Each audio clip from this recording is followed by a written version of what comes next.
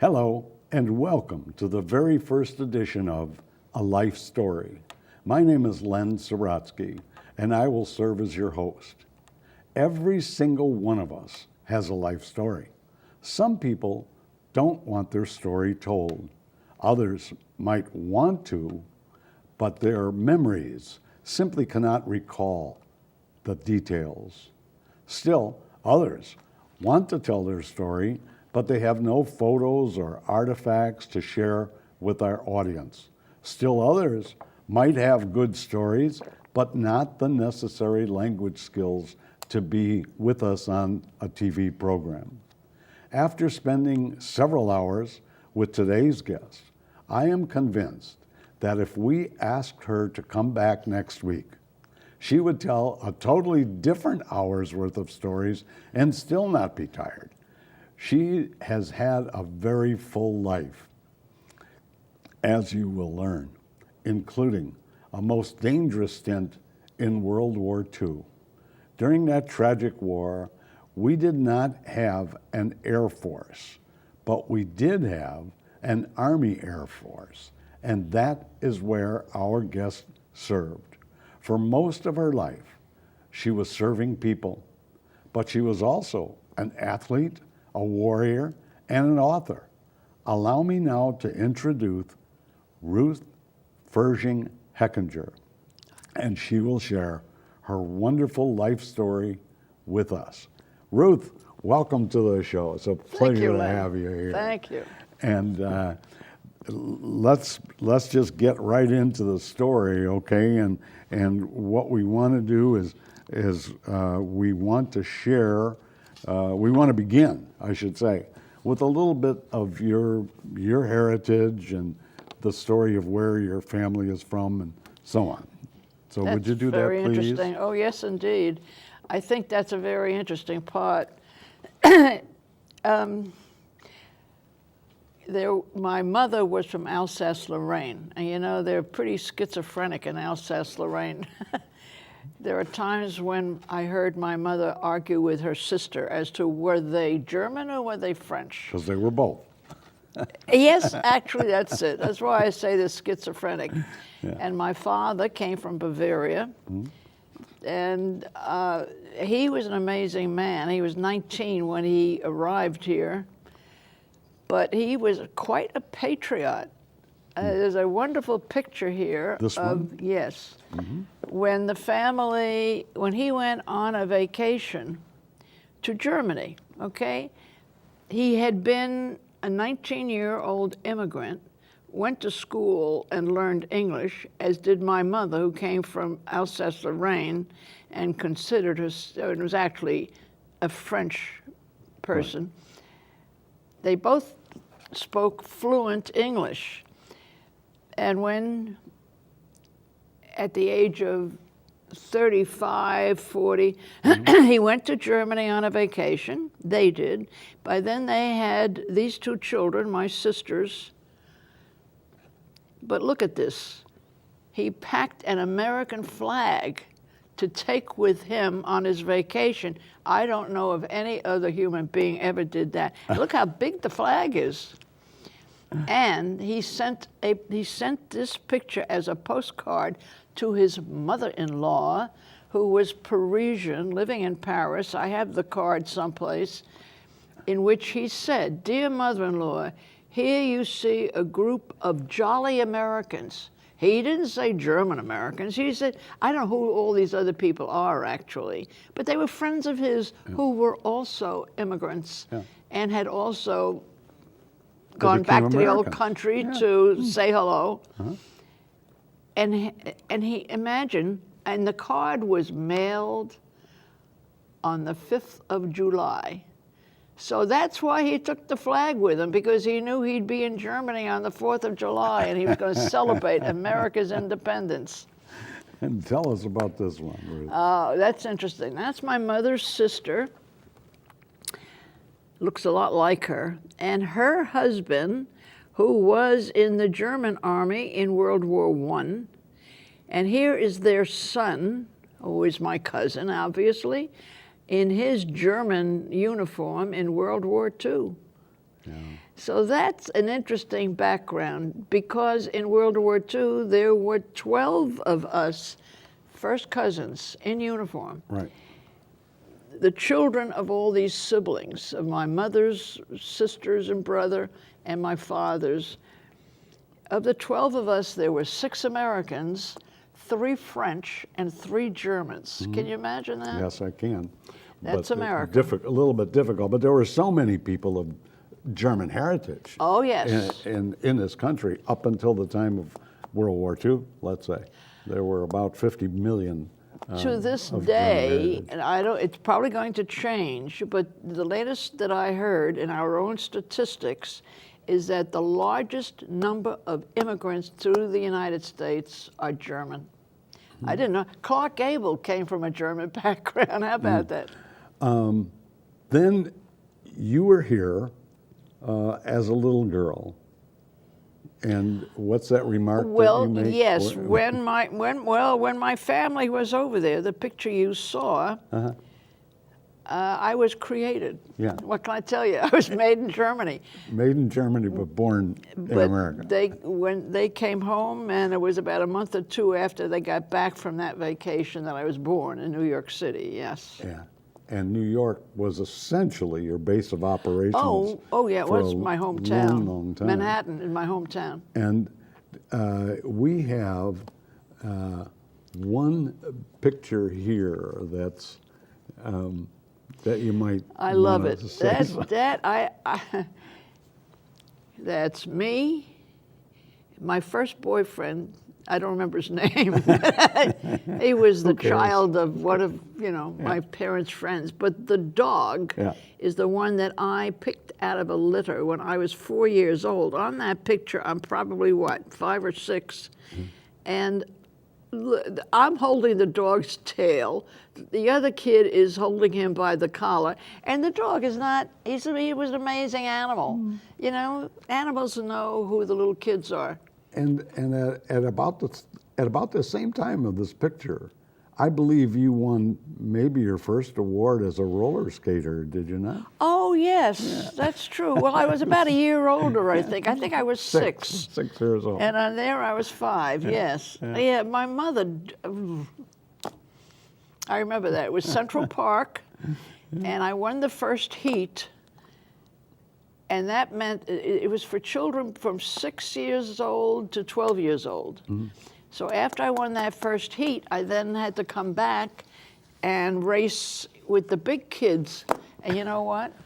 You won. When the gun went off, no, the gun went off and I didn't move. I was so intimidated. The guy next to me was a 12-year-old boy. Whoa. And there's no way I was going to race him. I just... Chicken. Okay, then any other comments about your schooling? I know you wanted to tell us about your preschool experience. We jumped over that, didn't we? When you did your walkabout. Oh yes, well I was only a toddler. I don't know how old I was, but I don't think more than 1.5 or 2 years old. And my big sisters, you see, the one sister was 8 years older than I and the other 12 years older. So that when I was 2 years old, they were 12 and 14, something like that. Anyway, my mother told them to keep an eye on the baby.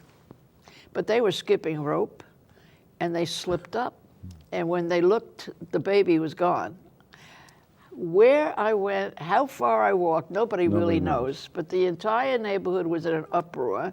There was a policeman that was scolding them for having, lost this child. But then guess what? The Iceman, in those days, we didn't have remember well. refrigerators. Yeah. We had, and they would have a wagon, a horse-drawn wagon with ice on it. So this ice wagon comes down the street, and guess who's sitting on the guy's lap? Yeah, the family loves to tell that story. Yeah, I'll bet you. I know, let's see, something I failed to ask you And come to think of it, you didn't tell us when you were born. You told us you were born 1923. 1923. So right now, we're sitting I'm 91 years old. You're 91 years old. So soon you'll be as old as me. Right? Perish the thought, Len. Yeah. Old But age is no... you're still in New York. You ultimately, you're going to graduate from Richmond Hill High School. There's one other story Oh, about please, yeah. school. There are two big important things about the school situation. I did not speak much English until I was 6 years old and went to school, because we spoke German and French at home. Right. The school teachers came to the house and said to my parents, if you don't speak English in this house, the child will never learn the language. Mm-hmm. And my father, who was a pretty smart guy, said, you're wrong. Children learn readily and easily. It's your job to teach your English. It's my job to give my children as much education as possible. And the ability to speak other languages is part of a good education. And he was right. And of course, I learned English in school. Yeah. Actually, they skipped me twice. And when I graduated at age 13 from the 8th grade, I took the English Composition Prize. So, you know, and the reason I make an issue of that is because of what's happening in the schools today with the bilingual idea. It's a lot of, I better shut up. Yeah. And it's like almost opposite views of how. Yes, how yes, it's kids learn ridiculous, best. Yeah. ridiculous. Yeah. But while you were in high school, you were an athlete. You Yes. were a swimmer. Right. And even though this picture is not a high school picture as such, that is Ruth. Yeah. And we'll talk about this a little bit later, but this is what she did. What was the dolphin formation? What did that Well, mean? it was the name of the girls' swim team. We were called the Dolphins. Got it. Okay. And I was the diver on the team. And I continued diving throughout my life. The last time was, I don't know, 30 years Sometime. ago, I think. I was up on a 10-foot board. And you know what? I knew I couldn't do it. I knew the time had come when I no longer, I think I was about 45 on that particular picture. Yeah. So I was about 50 when I gave up. And that was my school letter. Nevertheless, this is That was my school, high school letter, yeah. And that it is another indication of Ruth the swimmer, Yes. right? And then you graduated. Do you remember what year you graduated? 1940. 1940. I wanted actually to get out prior to that, but the principal would not allow it, even though I had all the credits I needed. And when my grade advisor took me into his office to get his permission, he was about to sign the, and then he looked at me and said, how old are you? I said, 16. He said, no way. You're not going to graduate at age 16. So he made me stay another year. Turned out to be a fun year. The guy was absolutely right. Yeah. And here is our Ruth after graduation, and you can see she was a nice-looking little girl. Well, that was between now high she's school. a nice-looking old girl. So what? And when 1940, you're graduating. Soon after that comes the war. Yes. And I know one of the things that got me, but I am skipping something here. We'll have to come back. But I was just going to say that one of the things that I remember when you said that your male friends. And my classmates, after our senior dinner when we were graduating high school, a group of us were. And this was 1940. The war had already started in Europe. Right. And of course, the United States was very anti-war and isolationist. But there was a question that we might be in danger, and so they had already started drafting and doing things like that. So here are these kids after high school discussing how are our lives going to go. And Freddie said he was going to go to Harvard and get a degree in business administration, and Bill said something else. And Walter looked at them and said, "Are you crazy? We'll never go to college. You know we're going to go to war. We'll be in the army and toting a gun," which, when you think about it, was a hell of a future for these high school kids to look One or at. the other. But I did say to them that day when Yeah. Walter said that, I said, "If you guys go to war, I'll be right next to you, because I'm going to starting nurses training in September, and I'll be an Army nurse." Mm-hmm. At which point Walter said, "Well," and he was ready to go to what's in Chicago, the Navy training station. Oh, Great Lakes. Great Lakes, right. And he said, "But you won't be walking with me, because you'll be an officer, and I won't even be allowed to talk to you." And I Because said, he "No knew. way, they're Yeah. not going to make a snob out of Well, me." and even though there were efforts being made early on to get guys go in, because our military was pretty depleted. True. And but we knew, no matter what, we knew that we were going to need nurses, and that was your hope anyway. You wanted to be a nurse. Because I knew Right. they needed me. Everybody Yeah, needed nurses. yeah. They still do. And these are just posters that Yeah. were available. And so, where did you go to school then for nursing? St. Luke's Hospital in Okay. New York City, which was rather interesting. It is a very prestigious school, and I did not realize that as a 17-year-old kid when I first began applying. I applied at big hospitals, but my big sister, who was a nurse herself, and I were shopping at Bloomingdale's basement, and she met this woman who was a total stranger, really. She just knew her casually. But the lady was also a nurse, and my sister introduced me as the kid who wanted to go into nurses training. And this woman immediately said, "Honey, you want to go to St. Luke's?" I didn't even know, I never heard that. But subsequently I found out that they're really top of the, and I was very fortunate that I was accepted there. But there was And Walt and the other boys were correct when they said, yes, Walter ended up in Pearl Harbor on the Arizona. "Oh, jeez." Yes, and he sent me a grass skirt from Honolulu. But then we all assumed by then that he had sunk, because there were so many casualties out there.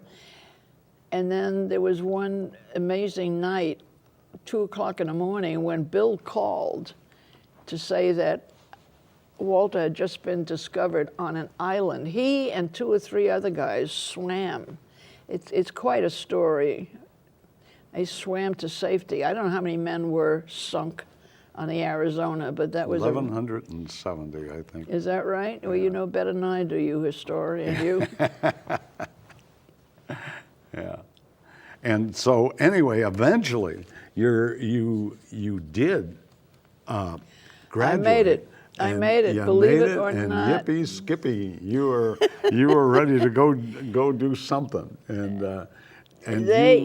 We lost a lot of my classmates Yeah. because they just didn't make it. And my family, I remember when I passed the state board. New York state boards are really tough.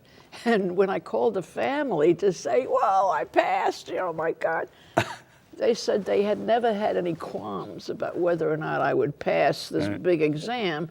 What they had worried about was I ever going to get through because of the strict discipline they had. But during that time, let's see, I know you graduated and you made a decision to go into the military. Oh, yeah. Right? And Only 4 of my classmates that you just Right. saw yeah, agreed to go. yeah. The others all said, "Are you crazy? You know, they're being killed. People didn't realize that nurses were being killed in that war. Nurses have always been killed in wars.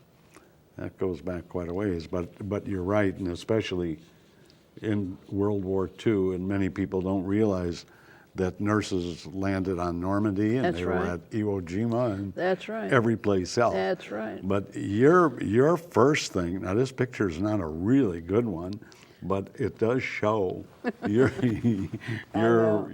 your first trip, tell so you. to speak, right? Well, yeah. Yep. 21 years old, North Africa, and sitting on a camel with all the guys. And of course, the people just stared and stared at me. There were no travelers in that time because of the war. I mean, Rommel and the Germans had just left. Right. And of course, the Japanese wanted to meet Rommel, the Germans. They were buddies. And the Japanese wanted to meet the Germans in North Africa. Yeah. But anyway. But when you left from Miami, yes, to go to Casablanca and look for Nick's, you wanted to find Nick's Cafe. No, that wasn't invented yet. Casablanca was 1942. So anyway, you got over there, you flew out of Miami. Right. And that was an interesting flight, was it not? The only woman on a plane with about 80 guys, half of whom were pilots. And then there were some VVIPs. There was Colonel Robert Scott. Well, he was then a colonel. He became a general. The man who wrote God is My Co-Pilot. Right. He and the commanding officer of the base in Miami were my two seatmates. I mean, 21-year-old second lieutenant. You know, there's nothing lower than a second lieutenant, unless it's a private, a buck private, yeah. Because a PFC has at least gotten one promotion. Second lieutenant. There was a time when my teenage boys saw a nurse in an Army uniform with eagles on her shoulder, and they were astounded. They knew who she was. They knew how to identify. That's when we were living in Europe with the Air Force.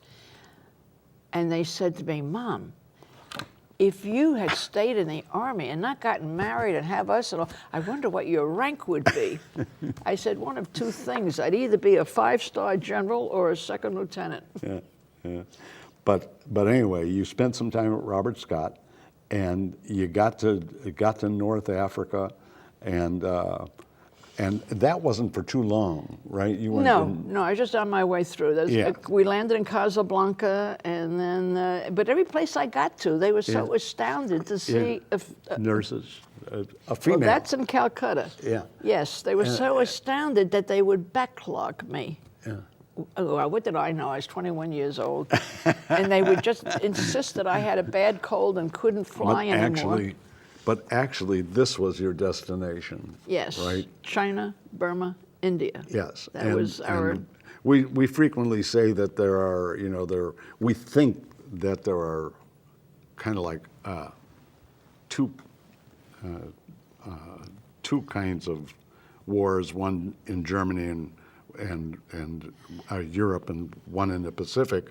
But the China, Burma, India is a whole separate kind of a ball game.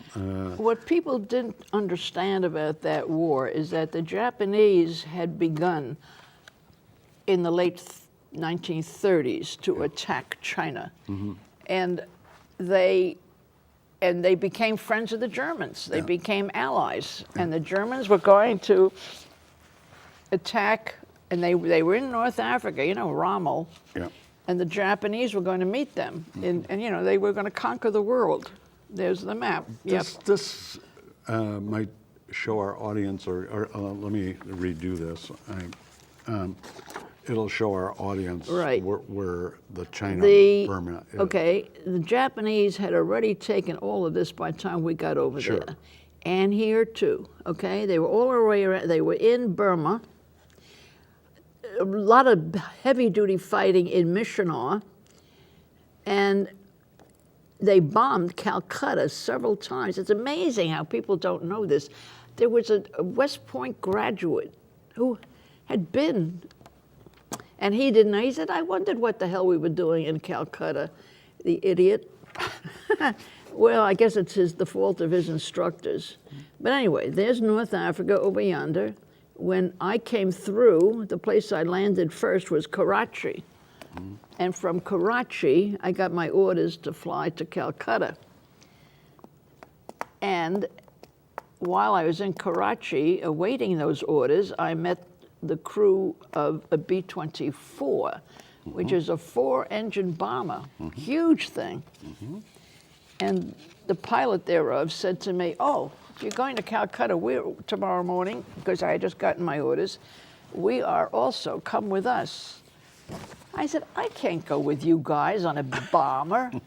Oh, yes, you can. Read your orders. It says the first available transportation. And we're leaving a half an hour before that C-47 that's going to take the nurses. Oh, okay. So I flew with them. Yeah, and was that the flight that you... Buzzed the Taj Mahal, Yeah. yes. Yeah, That was a little interesting, in a B-24. Very much against the law, you know. I don't think the Indians liked it at all, but the pilot was showing off. And what did I know? Yeah. Now this is a B-24. That's right. This is the Liberator. And, you know, just a kind of an aside note for our audience, B-24s were made at Willow Run, Michigan, in one of the Henry Ford plants. They converted the whole plant to making these, and they were producing Liberators. They could make a Liberator in 1 hour. An hour. There are over 1 million individual parts in this aircraft, and they were producing in 1 hour. That was the American ingenuity at the beginning of World War II. Yes, it was. So, yeah. I have a story on that one. Okay. When I was visiting my German relatives, and that's coming up soon. Yes, I know. One of them had been an officer in the German army, and we were discussing the war, and I said to him, you know what, I could never understand, why did the Germans allow their buddies, the Japanese, to bomb Pearl Harbor? Didn't they know? He said, yeah. We had a general that went to the United States in 1939, or maybe just before that. And when he came back, he told us that he had visited Detroit, and that Detroit put out 500 cars a day or something like that. And he said, if they ever decide to manufacture bombers, you've got to think about that. Don't wake the sleeping giant, is what he said. Did Hitler listen? No, of course not. Yeah, but this was your headquarters. Yes, that's where I was stationed. Most of the time I was overseas. That's Calcutta, and that was Christmas Day, 1945, I guess. Now, but, so you're a nurse, you're in Calcutta, but you're a part of the China, Burma, India. Sure, Calcutta is India. Yeah, and so what did you do? How did I get involved with the Flying Tigers? Well, the Flying Tigers is a separate story, really, because that was Schmidt's All right, now, idea. so what are you asking? I'm asking, what was your job now that you got there? You know, Len, you've no idea how funny that is. It's amazing. Don't you know what nurses do? Don't you know why they needed us? Yes, Mother. No. And tell the audience, what do we mean by China, Burma, India? What is the connection there?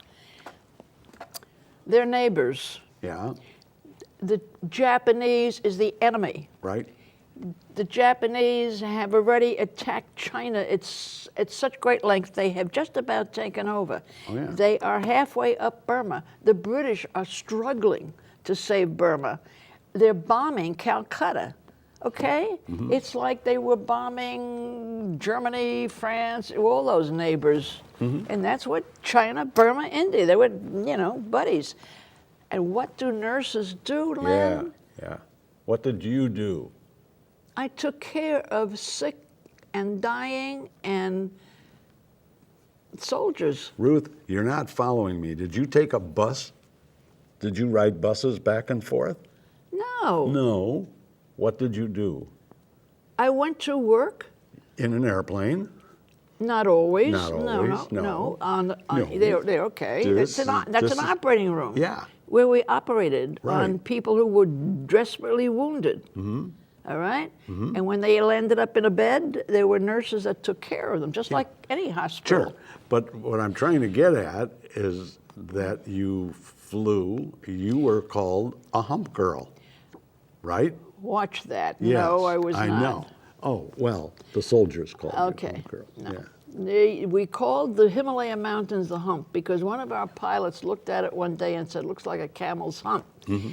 And what happened is that the first time I flew, there had been, on occasion, the pilots flew patients who were walking wounded. And they did not have medical personnel on board. People talk about the corpsmen because they don't know that there were nurses. There's a difference between what the corpsman did, what the nurse did, and what the flight surgeon did. And okay, so he had no medical help at all, and it made him nervous. Would you believe I met him at a party the night before? And when he said that he was nervous about making a trip without a nurse on board, and he had these I said, you know what? I just came off night duty. Now, night duty was 12 hours, 7 p.m. till 7 a.m., 14 straight nights. Not, an easy gig. But then they gave us 2 days off, big deal. I said, I'll be on vacation for 2 days, so I'll go with you. And I did. Mm-hmm. And then there was a shortage of nurses, of course, Always as usual, shortage, right. Yeah. So they asked me to continue. And that's when I continued flying. Mm-hmm. I was not initially assigned to the planes. It was just one of those things that happens in wartime. Right. No, I understand that. But I mean, that to me, simply to fly over the Himalaya mountains is a task in itself. Oh, absolutely. Even if you're not at war. Absolutely. It's at that time. And at that time, you sometimes had Japanese planes coming after you. Right. And there was one time you had to parachute, didn't you? Oh, that too, yes. They threw you out the door because They you did. refused to go. They swung me, They had to get me far enough away from the propellers plane, and sure. whatever. Yeah. And so they just swung me out like they throw somebody into a swimming pool. Yeah. But of course, we had some very basic education and training regarding parachutes and so forth. So I sort of knew, and I wasn't frightened. Remember, I was a high diver. Yeah. So going off a 30-foot or 60-foot diving board, what I was afraid of was the jungle, not tigers and lions. Crazy thing. I always thought, hey, that's like my own pet dog or pussycat. It's the snakes and the headhunters, that kind of thing, plus getting lost, which a lot of people did. But when you parachuted, you made a perfect landing, right? Well, I hung in a tree. It was a dense forest. There was no place really to land on the ground. But anyway, I landed in a tree, which was good because the guys that came after me saw my chute. Yeah. And they knew where I was and found me and But cut me. the point that I just want to emphasize is that you flew from India Yes. all the way across the mountains. China, yes. To China. Right. And then you would treat. We would pick up patients to bring back to the General Hospital in Calcutta. It was up to the flight nurse to check out those men. Oh, this was a terrible job, really. Put your hand down. Because the people in the MASH units, the front lines, would bring us these patients that they wanted to return. We did not want people dying on board, okay? So it was up to the nurse to say either yay or nay. But are you kidding me? Do you know what it's like to see somebody lying on a stretcher? Yeah. Who's looking at you knowing that you're the one who's going to make that determination? Yeah. So I never said no. here's one of the biggest stories. I had a guy hemorrhaging. He was eviscerating, really. It was really bad stuff. And he's hemorrhaging. Now, if you're 10,000 feet in the air, we had to immediately put on oxygen masks. Mm-hmm. And of course, that high up, by then we were at 14,000 feet. There's no oxygen. Blood needs oxygen to clot. Mm-hmm.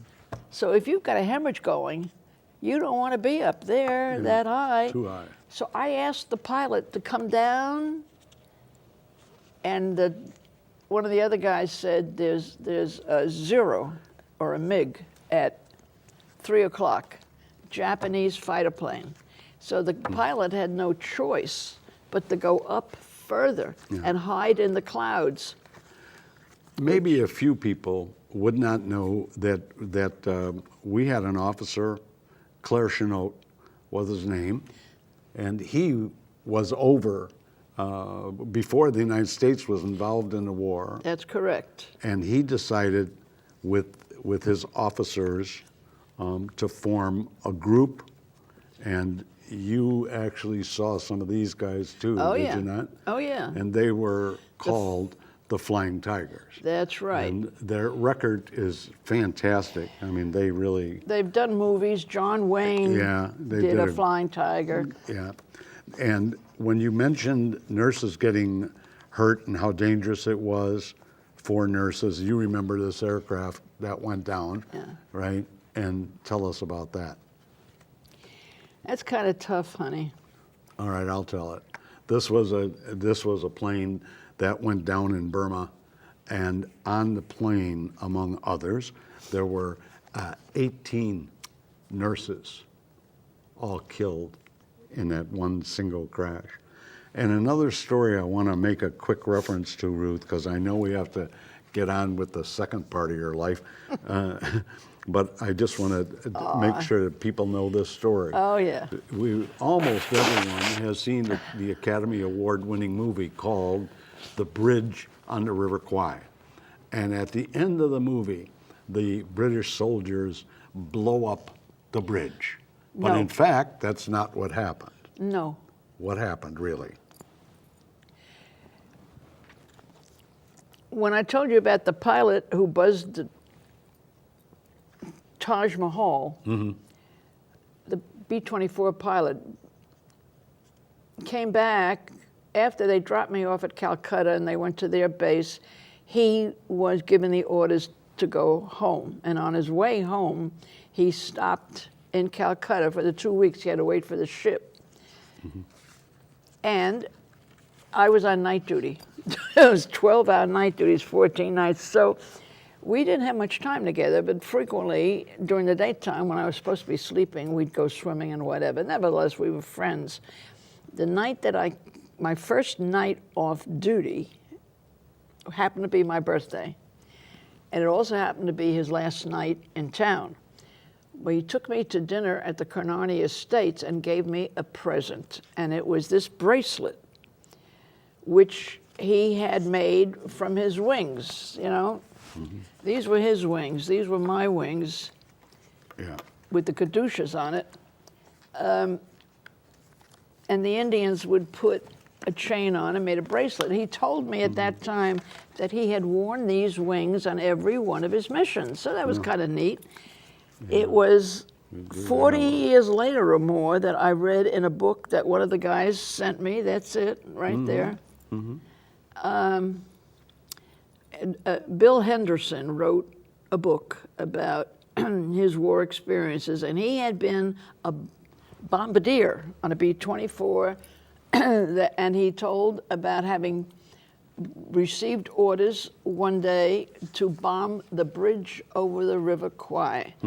And he said, we missed it. But the next day he writes in the book, and I'm reading the book, it was really quite interesting, actually, because I knew all these guys and knew what they were doing. And he said that the next day, another team was given the orders, and they hit the bridge. And I even had pictures of it, because one of the pilots at one of the meetings heard me talk about it. He said, I've got shots of that. And he gave them to me. It's a video. And he said I could copy it but all it really shows, you see the window of the plane, and you see a boom, you know. Yeah, it could be anything. Well, let's get you out of war. But wait a minute, I just want to say I'm sorry. these. It's okay. These are the wings that he was wearing Right. when he That's bombed them. Just Because his doing name that is right in the book. fantastic, Yeah. And so soon, your Army days are over. Your Army On my Air way home, Force. that's right. Yeah. And this is the front of the ship that took you home, and you expected this ship to go to New York. I had hope. No, I was disappointed when they said we're going to land in Portland, Oregon. You know.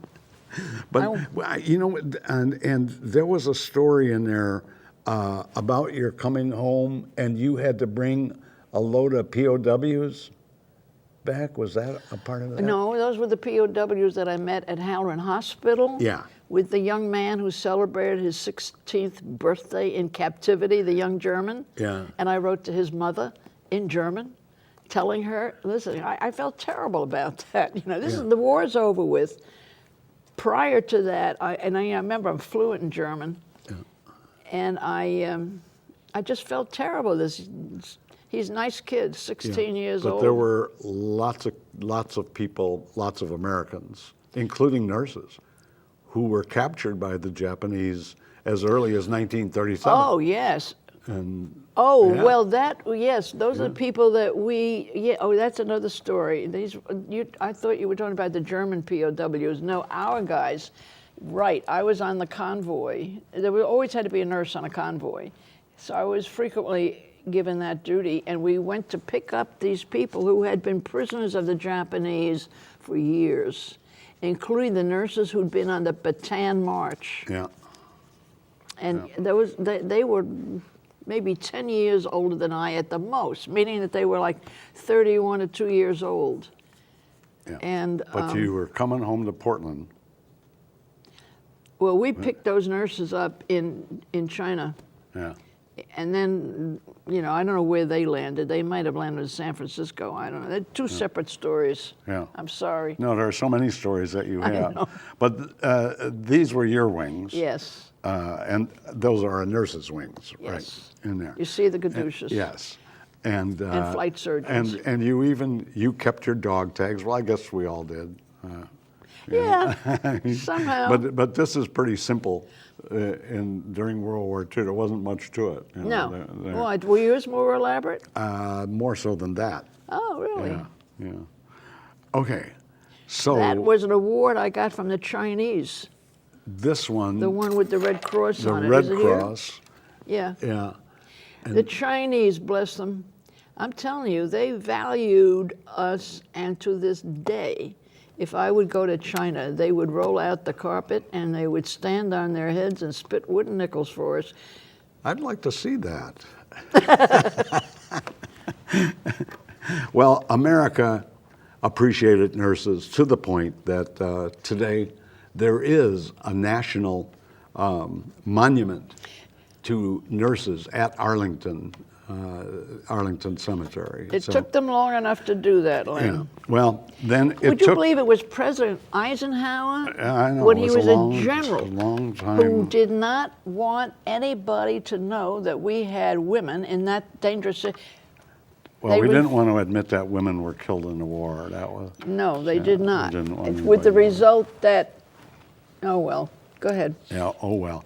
Well, now we got you out of the Army. You had to come home, and as soon as you got home, you decided. Or I think it was as soon as you finally got Right. home. You decided to do a little hitchhiking. Well, my cousin John Fershing in Honolulu was getting married to the ambassador's daughter. And we had been in correspondence. Now, he was 12 years older than I, and I was this little baby cousin. And when we were in uniform, we used to write to each other. So he invites me to his wedding, and I tell my friend Kathleen Marie O'Neill about it. Naturally, she wanted to come. So we were still in uniform.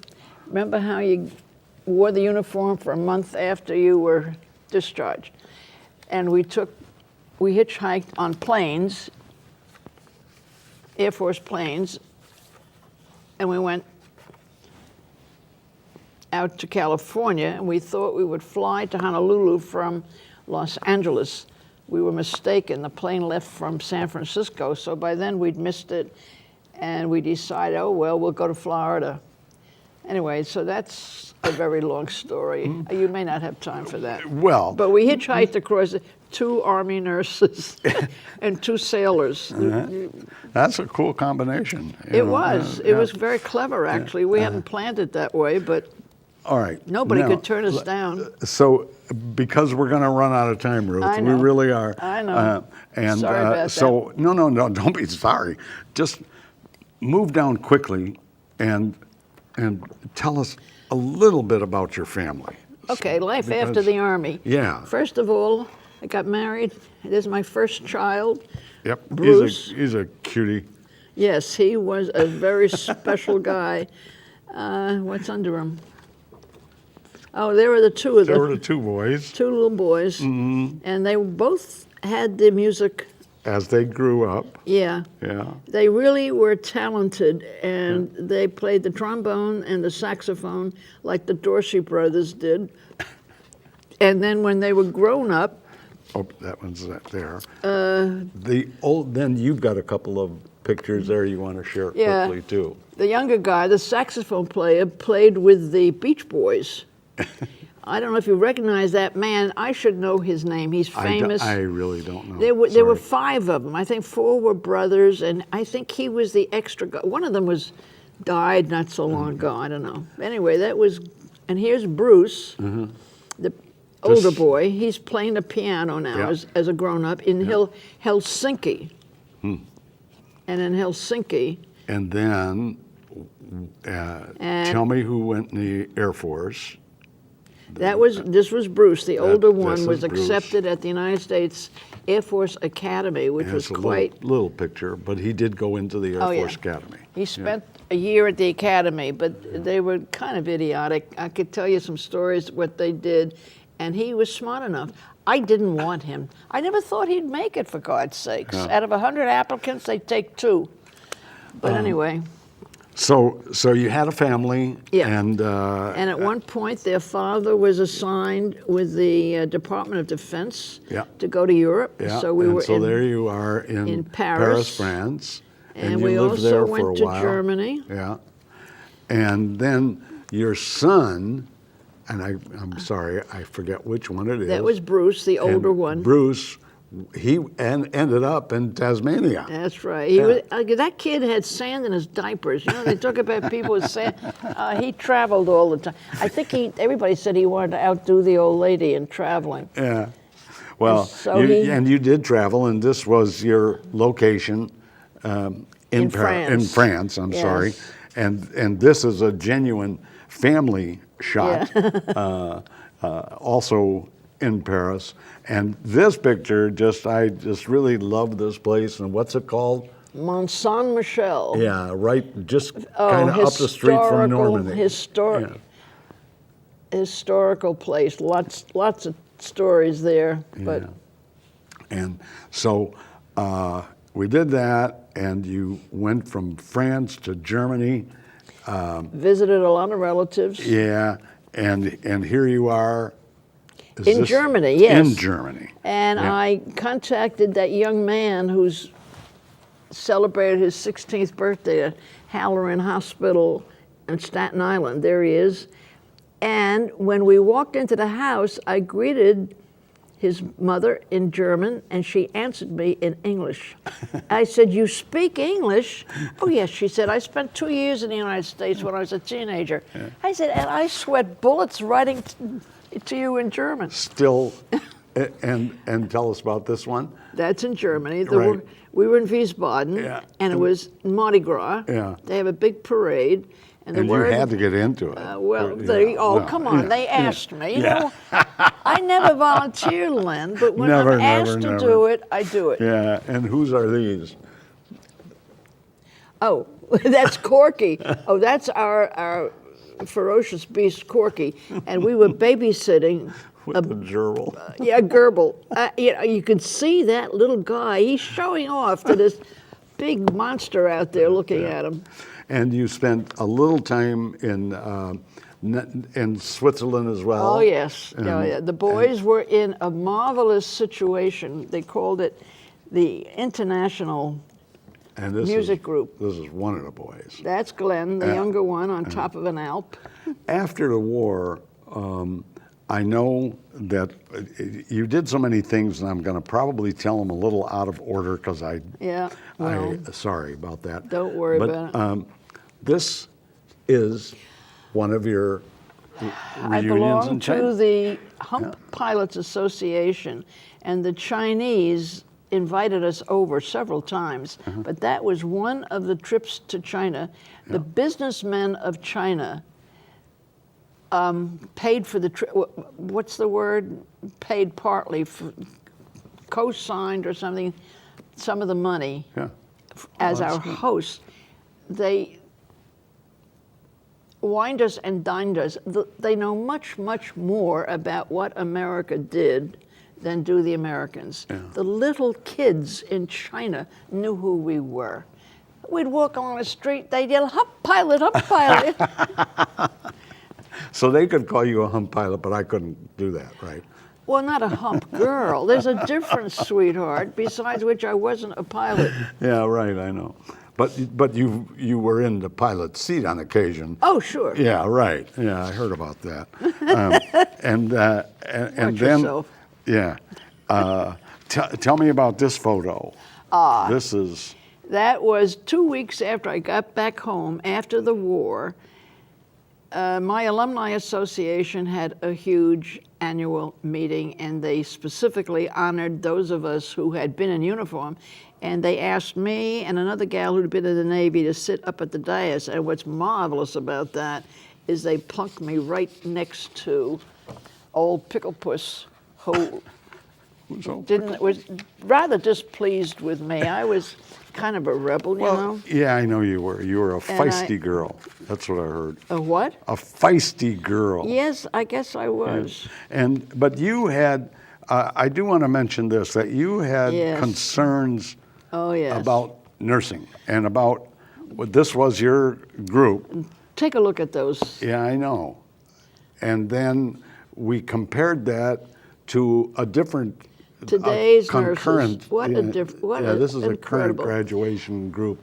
And I'll tell you you, had something to say about that. You may have to give me a soapbox because that No, is I'm not really gonna. upsetting.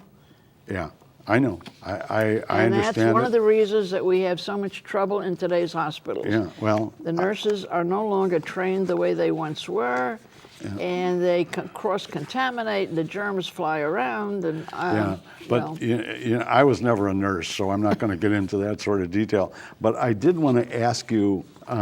This is a picture of a guy named Art Fleming. Some of our audience may know him, but he was the first host of Jeopardy. 1960, the early 1960s. Yeah. And without going into a long story, I was on the show, and what they do is before the show, they tell you what they're going to ask you about your private life. Yeah. And he said to me, "Why did you join the Army and not the Navy?"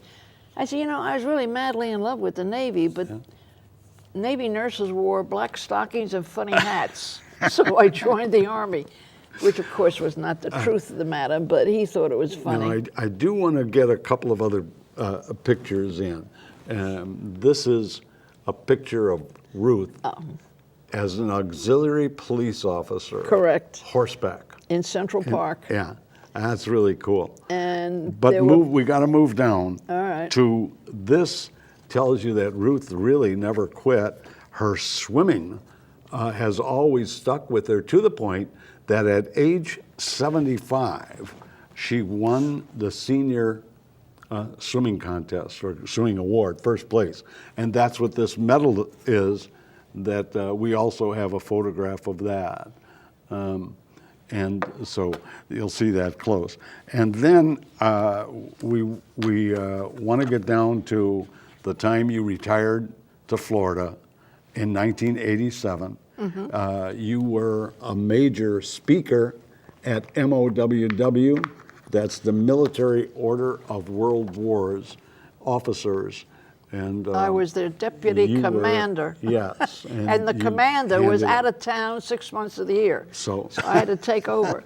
I love that, though, because look at that cop. Yeah. He's Good guy. blushing. Yeah. And then finally, and I do mean finally, I want to show a picture of this guy. Nice man, veteran, also a veteran, and tell us just an instant about Gus. Oh. Can you? Just No. An instant? Are you kidding me? No, I'm not kidding you because they're going to cut us off. George Autopod? Yes. I could take a few hours, I but know I won't that. do that. I know that. But we are going to have to close the show. We've run out of time, Ruth. Oh, wow. So we'll have to leave here and go drinking or something. Oh, heavens to Betsy. Ladies and gentlemen, that concludes our program for today. Of course, I must thank Ruth for spending so much time preparing her life story and then sharing it so freely with us. My thanks also to the entire staff of METV for making this program possible. Thanks especially to all of our viewers for spending some of your precious time with us. If you know someone who would like to share their life story on this program, please contact me through METV and I will follow up. I hope that your own life story is a good one. Goodbye.